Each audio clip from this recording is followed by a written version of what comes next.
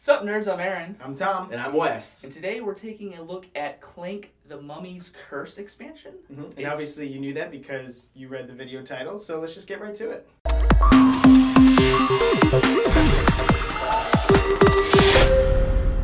If you guys haven't watched our full thoughts on Clank yet, you should definitely click the card up there. Watch that first, because we're not going to go into a lot of our thoughts on the base mechanics of Clank and how this game works. We're just going to be highlighting what the expansion adds and what we think about those additions. Yeah, so of course, the Mummy's Curse expansion holds true. It's still a deck builder with the pressure luck of, how far am I going to go down and what am I going to, buy and stuff. The curses is the biggest thing it adds. The mummy, moves around through the game at different points when you fight him, and certain cards make him move, which give you curses if he comes into your area. And some of the gems and the cards you acquire give you curses if you take them. So you're like, do I want to take this card? I'm going to get an extra curse, which is... There's also just the curse symbol on the board. Going from one spot to another, you could just straight up, that's just straight up lose 2 points. Yeah, the Sunken Treasure expansion added you could move and just Clank because of where you moved. This one adds you can get cursed depending on where you move. Yeah, and again, it's kind of I made a comment earlier where it's like a Scoundrels of Skullport expansion for Lords of Waterdeep, where sure you're getting negative points right now, but you might be able to get rid of them later, so it's not that big a deal. Yeah, so it adds to that press. I don't even know if press your luck technically is the term I want to use. I want to use the term risk. In this game, you're just taking risks constantly, and this just adds to that specifically. Like, ooh, should I do that? I know I'm going to take this negative effect, but maybe not. Because fighting the mummy is like a constant that's always one to get rid of. Especially because in our playthrough that you guys, if you've watched that or not, you saw it came down to a tie. So those curses were a big deal. If Tom had taken one less curse, or if Aaron had taken one less curse, then there wouldn't that one token is one of the things that caused a tie. So it's a close game, and those curses, the -2, it's not huge, but it's still when you have 6 of them. Yeah. And I think that Tom talked about fighting the mummy. It's a really cool aspect. One, you can only fight the mummy if he's in your area, so you can either move in to fight him or he moves to your area. But depending on how many of the swords or attack you spend to fight him, one gives you some coins and a curse, and the other one just takes away half your curses rounded up. So if I'm going to go fight the mummy before the end of the game, you can get twice as many curses as everyone else, and then just get rid of half of them and be right there with everyone else. Yeah, which is what I like to try to do, but every time I was like, okay, the mummy's in my area, then you guys would a card would flop out that's roll the dice, and he'd move. I'm like, no, I was going to fight him this turn. That's the only thing that I'm not so certain. I love the idea that he moves because of a die roll. It would have been a little bit nicer, because it's still random when the cards come out. I mean, you're not a obviously they played this way more than I did, but I would have liked it if he moved along. You could just know which way he goes whenever these cards come out. So okay, so then you could at least predict. You could say, well, I'm going to come here, knowing that if I'm crossing my fingers, if that card comes out, he'll come into my thing. Sure, I'll take the curse, but then I'll get to fight him. And I mean, you can kind of do stuff like that anyways. You can say, I'm going to buy a bunch of these cards, hoping that a dragon thing comes out. So you can do again, there's still risk involved, but you have to cross your fingers, hope that it works out type of thing, and not just oh, it happened. I do kind of think of him as a Scooby-Doo mummy, where it's not you watch him move around. He's just pop out of this door. It doesn't have to make sense. I'm here now. Oh my God, we're going to pull off his mask and we'll be like, who are you? It's Wes. Hey, look, it's David Hasselhoff. Mom, what are you doing? Aaron's mom. Aaron's mom. So that means that when the monster leaves, it doesn't just leave, it goes and then it goes. And the only other few minor things it adds is it puts more cards in the deck to kind of help theme that deck. Handful.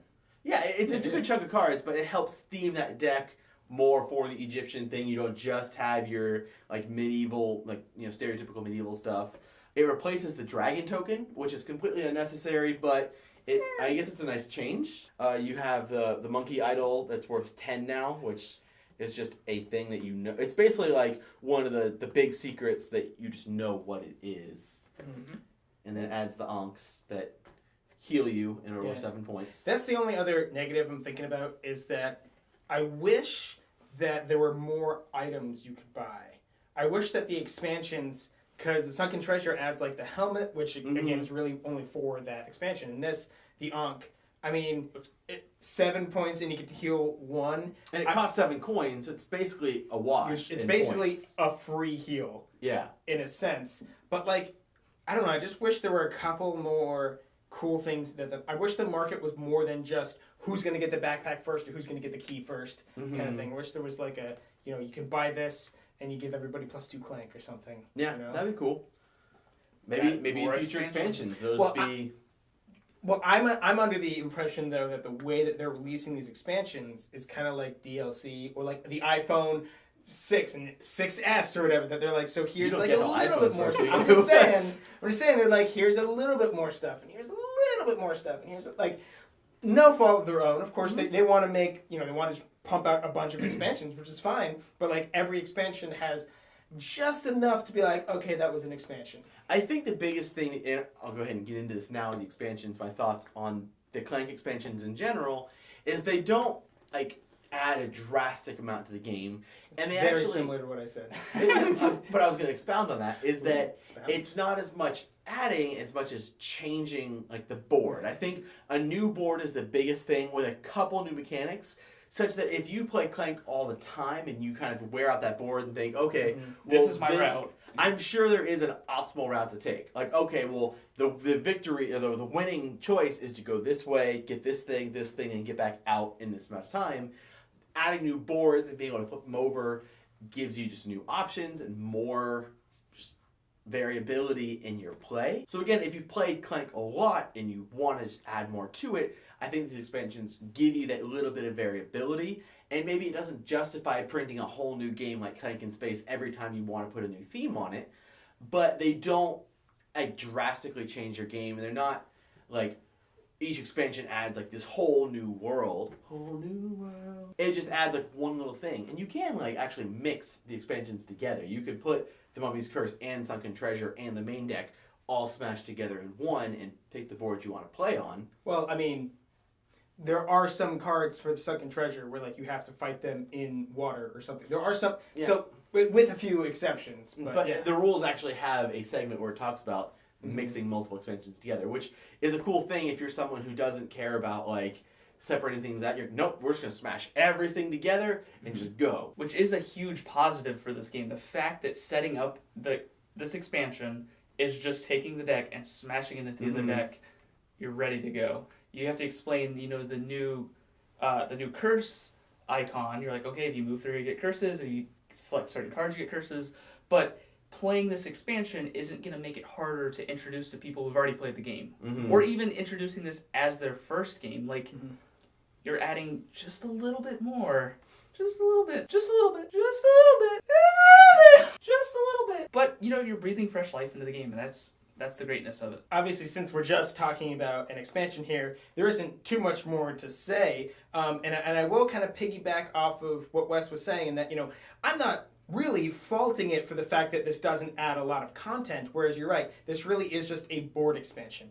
And if you were to look at it that way, I mean, they added extra stuff, right? It's a board expansion plus a few extra mechanics. Yeah. Where, I mean, like, Terraforming Mars came out with an expansion that was literally just a new board. It's just, this board is set up, it was double-sided board, like, hey, this one's double-sided, huh? So it's 2 new boards. So it's you get 2 new boards, but like, no, like, Terraforming Mars is like, ooh, it's double-sided, but all it did was like, the things on here are in different locations, and the things on this side are in different locations. That was like pretty much it.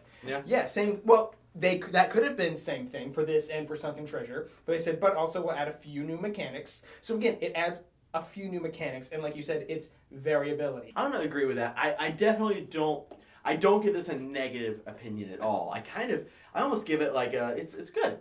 Like, it's not like, oh my gosh, this is like the must-have expansion for this game, but it's a solid expansion. It's good. You get more playability. You get a new. I like the curses. You compared the Scoundrel to Skullport and Lords of Waterdeep. The thing that you can get negative points, then potentially get rid of them later, the risk you take with that is something I really appreciate and enjoy. And I mean, I take risks like just clanked all over the board, and that's what ended up killing me. I think my biggest fault with it is I think that because they're not printing whole new games, you're mixing it with the old game. I honestly don't think the themes blend that well.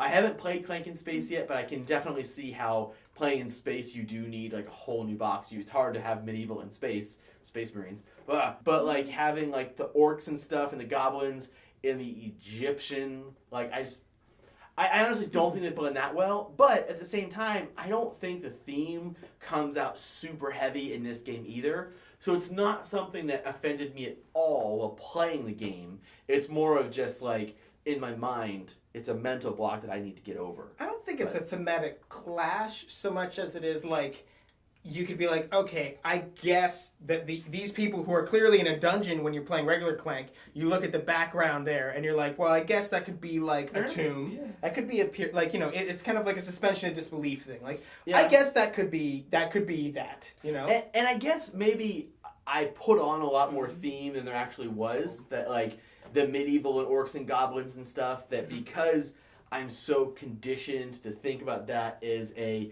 medieval D&D Terranoff kind of thing, that like I put that on to this game, and that hurt me in this one. So maybe it's something you won't deal with at all. It's just a personal thing. I'll get over it eventually. I really enjoyed the Mummy's Curse expansion for this game, because having those curses that are this like, okay, am I going to take these negative points? Should I move through here?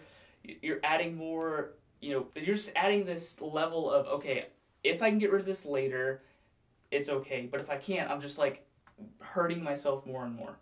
And that on top of the fact that you get a new board and all of the new items and things, there's a lot of interesting ones. There's one that like plays off the fact that like all your curses are actually worth, you get +1 point. So it kind of like halves them out of your curses. There's things that just allow you to move around, you know, teleport around. There's like all kinds of different things that change the game slightly. You know, it's a one-off card that you gotta hope that you get it. So you know, if you're playing this expansion a handful of times, you'll see these cards that have been mixed into the main deck. I just like having another board to break out, and you know, having a new way to play it that's just a little bit different. I do think that this is a great model of just putting out more and more content for the game. Just keep putting themes on it, and just like, I definitely think we're going to be seeing more of these small box expansions with a board. You should definitely make some for Clank in Space Renegade, because this is Tom's. I have Clank in Space, so if any of what we were talking about sounds interesting to you, and if you enjoy Clank, really there's no reason why you can't own both expansions. So we will put purchase links